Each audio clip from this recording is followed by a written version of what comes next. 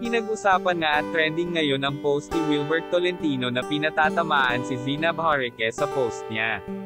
Grabe, sino kaya yung bait-baitan pala sa harap ng camera? Welcome to Sikat Story.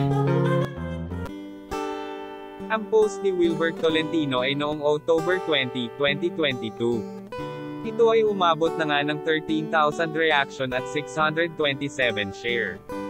Ang sabi niya nga dito ni Wilbert ay, ganun talaga, may mga tao talaga na sobrang galing magpaikot ng tao sa social media. At magaling magpabiktim na kaya niya gamitin ang sariling trahedya for views and popularity. Kaya niya manghikayat ng iba para kampi niya. Kahit siya naman talaga ang may problema.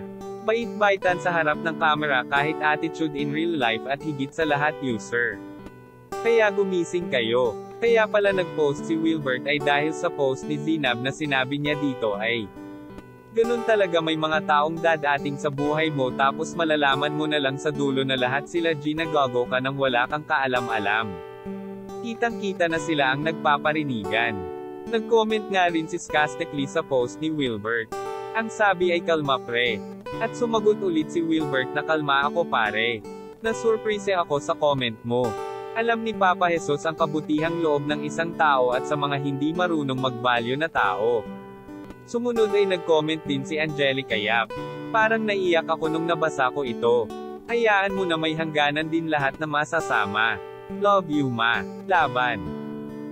Kitang ang suporta ni Daryl at Anglika kay Wilbert Tolentino laban sa isang taong nagpaparinig din sa social media. Comment kayo kung anong reaction nyo dito. Yan lang ang ating mainit na chika. Halina't mag-like, share and subscribe. Thank you.